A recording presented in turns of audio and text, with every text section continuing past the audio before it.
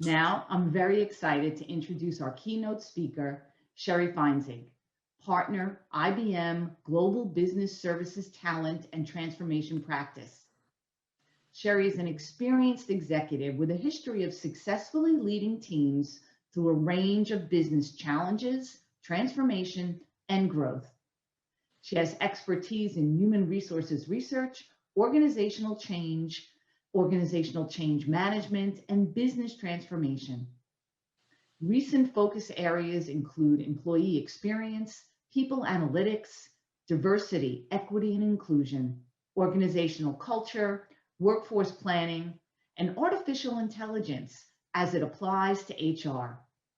Sheri is an adjunct professor for New York University's Human Capital Analytics and Technology Master's Program and the co-author of the critically acclaimed workforce analytics book, The Power of People. Please join me in giving a warm Gabelli School of Business welcome to Sheri Feinzig. Thank you very much, Donna. I am delighted to be here.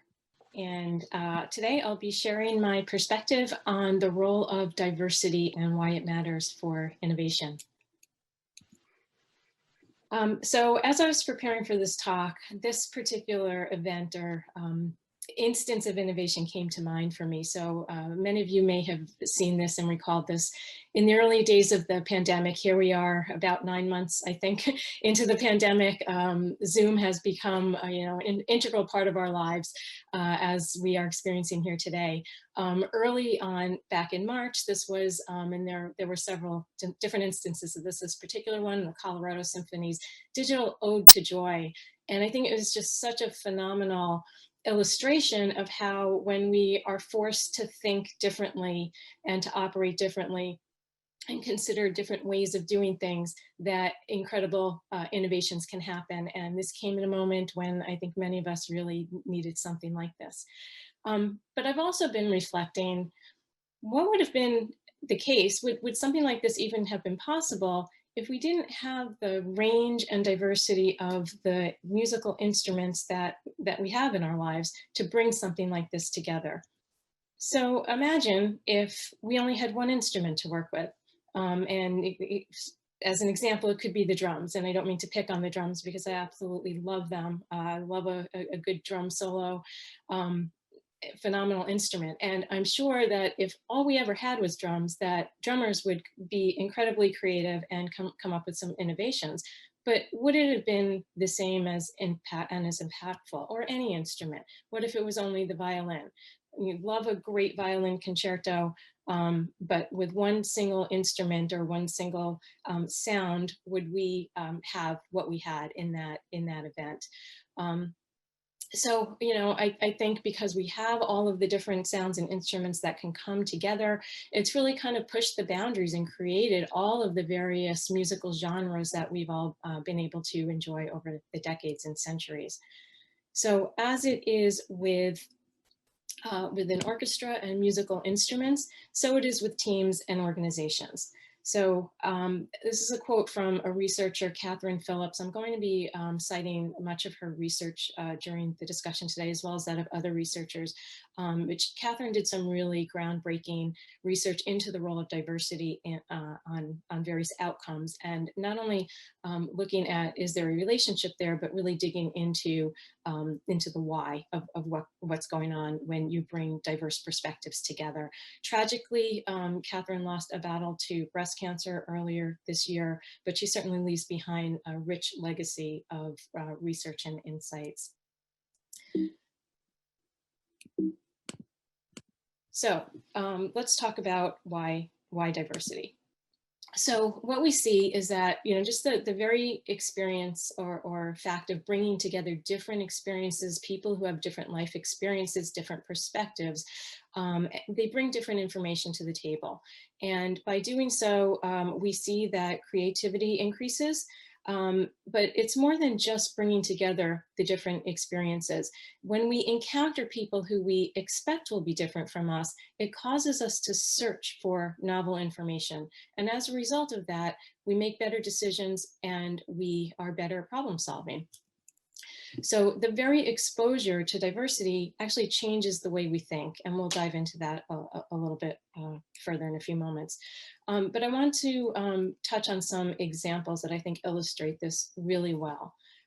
Some innovations that were inspired very specifically because of diversity, because of different life experiences being brought to the table. So illustration here of curb cuts. So for those of you who are familiar with navigating cities, you're intimately familiar with curb cuts. They've become ubiquitous. They're everywhere, and they're essentially that gentle slope that helps a curb meet the street level and enables people to navigate the street much more easily. Curb cuts were created when veterans were returning from World War II and wounded veterans were trying to get jobs. And specifically in the city of Kalamazoo, Michigan is where this innovation came about. A highly educated, highly qualified wheelchair-bound veteran was looking for work. And he found it impossible because the perception was that people who can't navigate the city are not employable. But he didn't let that go. He actually came up with this idea of curb cuts, thus making that important population employable. And of course, as I mentioned, these are ubiquitous now, not only helping people trying to navigate in a wheelchair, but anyone who's tried to navigate a cityscape by pushing a baby stroller or getting around on crutches, or even pulling luggage through the city streets can appreciate the value of a curb cut. And that only came about because of somebody's lived experience that other people just wouldn't have thought of. It wouldn't have occurred to them because they weren't trying to get around in a wheelchair. Similar with things like closed captioning and video transcripts, originally created for the hearing impaired, but they benefit so many of us. There have been many times where I've had to watch a webinar and I was in a place where I didn't want to play the volume, and I really appreciated having the words on the screen. If you're a non-native speaker of the language that you're looking at, so helpful to have those words. Even if we're sitting in a bar in the days when we were able to sit in a bar and watch our favorite sports teams and keep up with the scores in that noisy environment, the closed captions allow us to do that. So just some examples of things that were designed for a very specific purpose because people with certain lived experiences had the insight around that and ended up benefiting many. So let's talk about, again, the value of diversity. And you may be thinking, okay, those are really great examples. And I love the idea of benefiting larger society and benefiting special niche requirements, et cetera, et cetera. But as a business, does it make sense for me to really, invest in bringing more diverse voices together? So the evidence would suggest a resounding yes. So first looking at the relationship between diversity and performance. So there is a plethora of research that supports the idea that firms that have more women in corporate leadership roles, in decision-making roles, have stronger financial results. And we're talking tens of millions of dollars in better performance for diverse companies versus all male companies. If you add ethnicity into the mix, the boost in performance is even greater. So again, just a sample of some of the research that supports the relationship between diversity and financial performance of organizations. If we look specifically at innovation, we see the same pattern, having women in those decision-making corporate roles, as well as more racial diversity does in fact lead to more innovation intensity, more of your revenue coming from products and services that were created in the last 3 years, for example. So very strong results showing the relationship between diversity and important outcomes for a business. Now, I chose my words carefully here, talking about association versus cause and effect, because this is great research. It's all correlational research. So it doesn't definitively tell us, does more diversity actually cause better outcomes? Or is it the case that there's something about higher performing organizations that attract and bring in diverse individuals? That's certainly a possibility. So enter the controlled experiment, which is the gold standard for really understanding cause and effect. And going back to Catherine Phillips' research and her colleagues, here's just one example, again, a whole portfolio of studies around this topic. So this was a small group decision-making task where they brought together small teams of 3 people, and the teams consisted of either all white teams or 2 white people and 1 non-white person in the group. And their task was solving a murder mystery. Each person in the group had shared common information, and each had unique information that the others didn't have, but they didn't know it. They didn't know that there was unique information among them. And what they found when they looked at the results of that study was that the diverse groups significantly outperformed the homogeneous groups. So the groups that were mixed Black-white outperformed those that were all white. And they, of course, wanted to dig deeper and understand why. So the why that they concluded was that when we are with people who are similar to us and who we think the same way we do, then in this particular research study, all of the participants assumed that they individually had all the information. And so because of that, they didn't kind of challenge each other and get to the discovery that each had unique information, and it hindered their performance. It was only in the mixed group where they challenged each other and revealed the fact that each had unique information that was needed to successfully solve the mystery. Another study by a different set of researchers looked at small group discussions around social issues. And the variation that they introduced here, again, they had, they had groups of Black and white participants, and the variation was that the researchers wrote a dissenting opinion, and they asked for one member of the group to deliver that dissenting opinion. What they found is that when a Black person delivered that dissenting opinion, and they were among mostly white participants, that perspective was seen as more novel, and it led to a broader consideration than when the same exact dissenting opinion was delivered by a white person. So they debated, they considered, and they got to a better outcome in that research study. So the why here was that hearing the dissenting opinions from someone who's different from us provokes more thought than hearing it from someone similar. It causes us to stop and think and process it more deeply.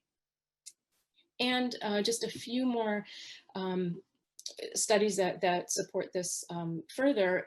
And I've been talking really exclusively to this point, with the exception of my musical intro, around gender and race diversity, but this applies to all kinds of diversity. So when we're studying groups of people with different political opinions, Democrats who are interacting with just Democrats, or when there's a Republican in the mix and vice versa, we see that same effect. We see it in the context of the impact of research papers. So when research papers are authored by diverse groups, as opposed to homogeneous groups or a single author, then those research papers have more citations and therefore higher impact than the homogeneous papers. And we also see it in jury deliberations. So when we've got mixed Black-white juries, those teams working together better consider the facts. They make fewer errors when they're recalling the relevant information than all white juries. So, across different social dimensions and different scenarios, we see this consistent finding that when we're interacting with others, we process information differently.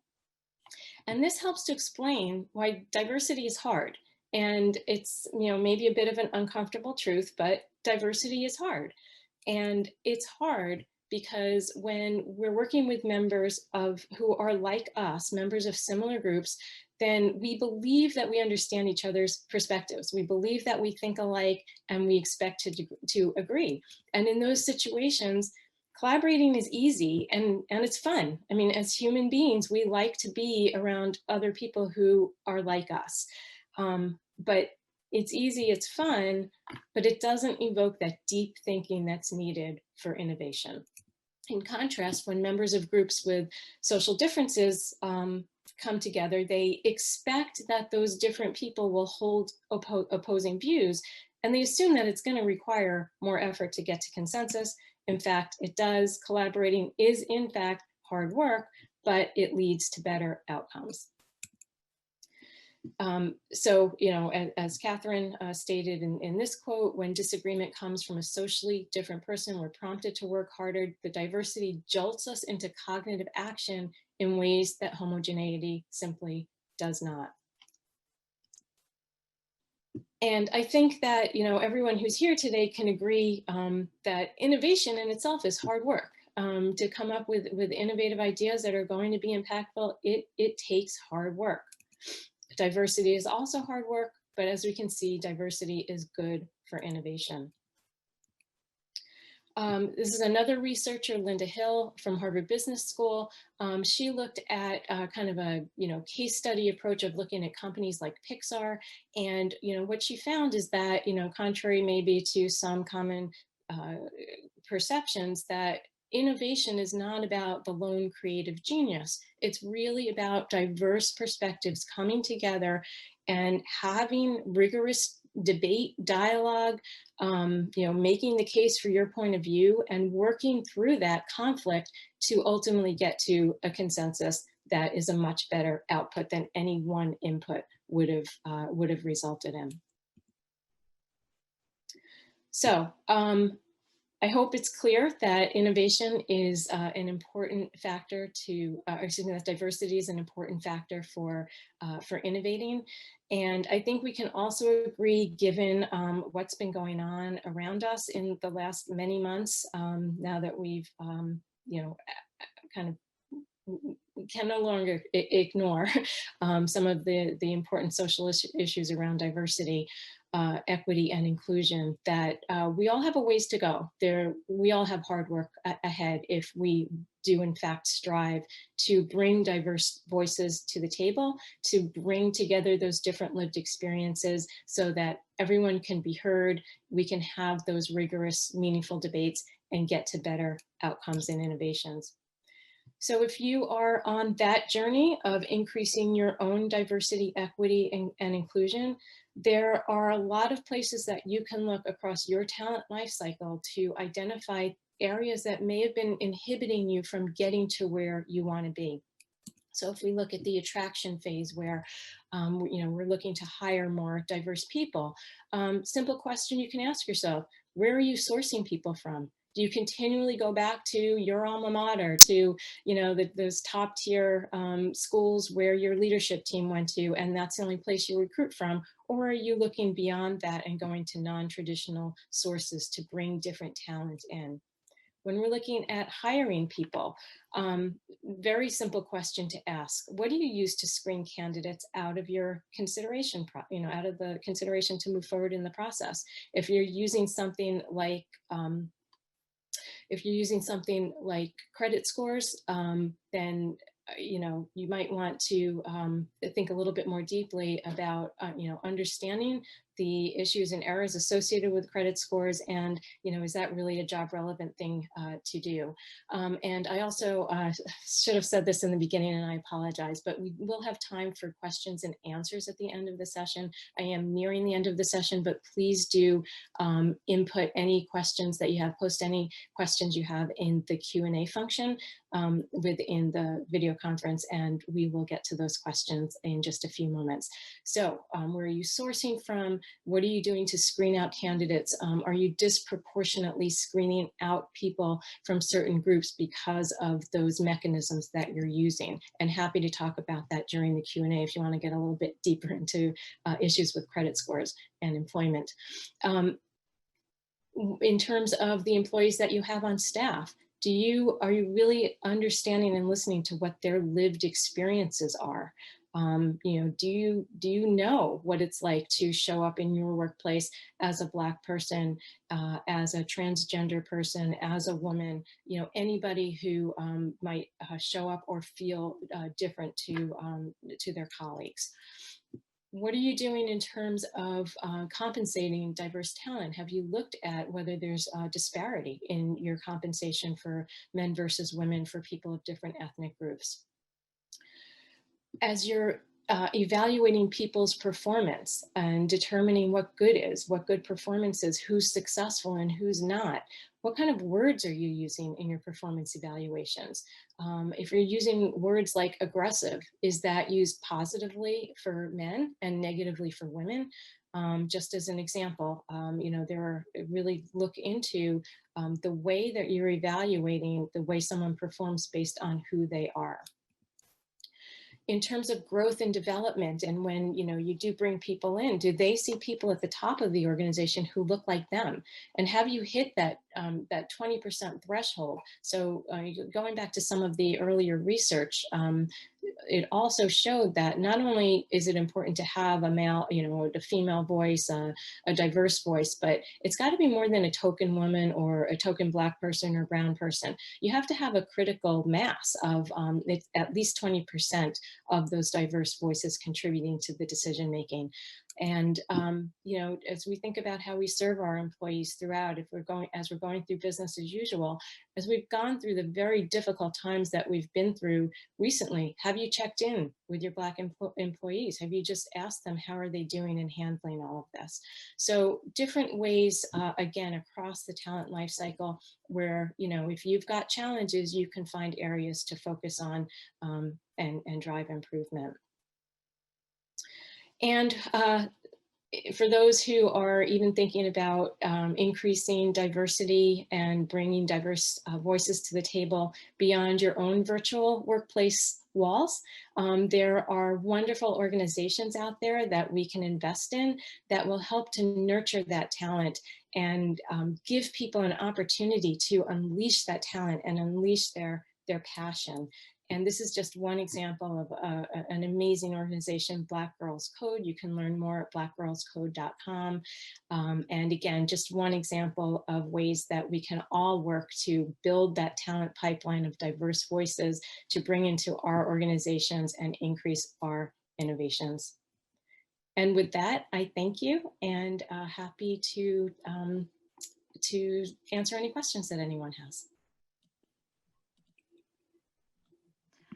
Thank you so much, Sheri, for this really insightful and important and timely topic.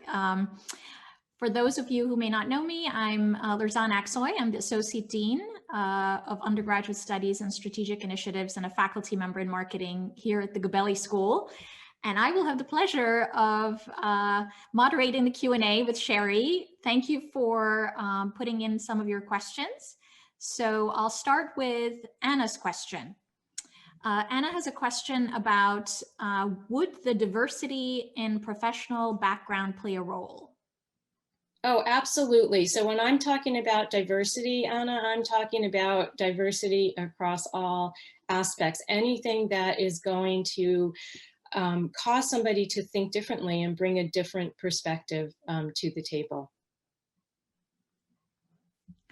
We have another question from Andrea. And Andrea is asking, do you think that the diversity of fields could hinder or foster innovation? A creative person might bring a different insights and skills in a certain field, but he/she would still require time spent on training. How much would that investment be worth in the long run? So I think that is it's a great point, and it is an investment worth making. It's obviously going to depend on the situation and how much training is needed to bring a person up to speed to be able to contribute in that environment to a field that's completely outside of their own. But I am a huge advocate of bringing in perspectives from multidisciplinary perspectives, because I think any of us who have been trained in a field, I'm trained in industrial organizational psychology, and I am trained to think a certain way.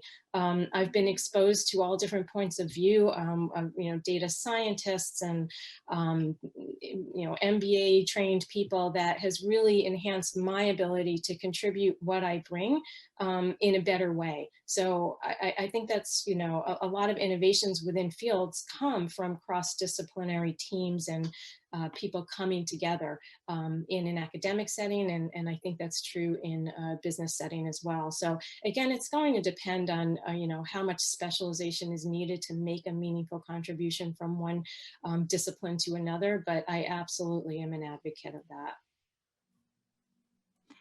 We have a question from Bahadur Akın, who I know is in Turkey right now. And he is asking, where and how do you incorporate innovation in the life cycle of talent?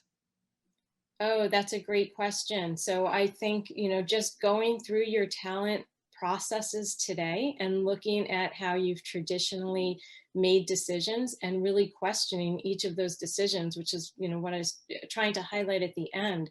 So for example, I'm going to go back to that credit score example. My understanding is that as many as 70% of US corporations use credit scores to screen out candidates. So you can't even get past the point of being considered for a job if your credit score is deemed not worthy. Why are 70% of companies doing that? Probably, well, others are doing it, so let's do it as well. And after you're doing it for many years, you don't even think about it. You need to go back and think about it. If you really dive in and dig into what's behind those credit scores, they're pretty much provided by 3 major providers within the US. As many as 80% of credit scores are based on an algorithm of scraping data about all of us.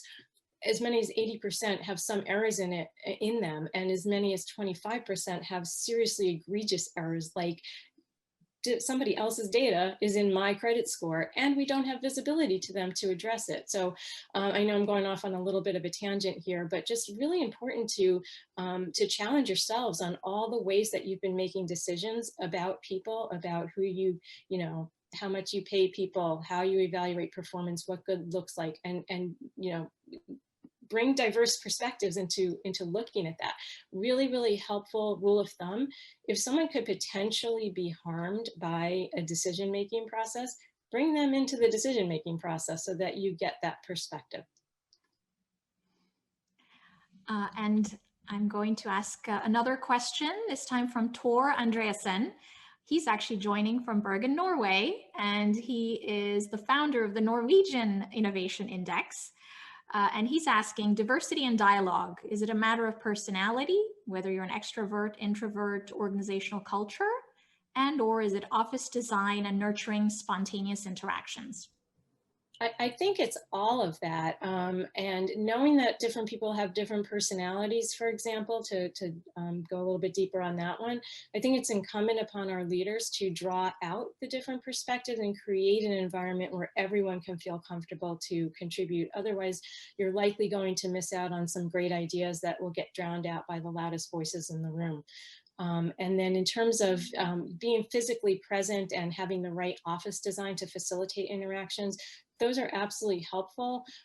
We find ourselves now, of course, in an environment where that's next to impossible. And so, as humans, we innovate even in the way we innovate, and we come up with workarounds. There are some great tools that you can use. Mural is one that we use at IBM quite frequently that does a really fabulous job, especially when you've got a good facilitator, to really draw out everyone's input and create a virtual space where you're collaborating as though you were in a conference room with Post-it notes and moving things around and so forth. So.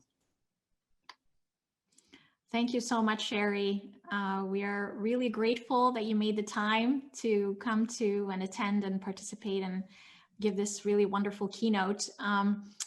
Actually, Sheri was a speaker at the Future of Work in a Sustainable World conference earlier this year in March at the Gabelli School of Business, and I heard her speak, and I just had to invite her to the American Innovation Conference. So now you know why. Thank you so much. Thank you so much, Sheri. Thank you, Lirzan. Thank you, everyone. I really appreciated the opportunity to share my thoughts today. Thank you.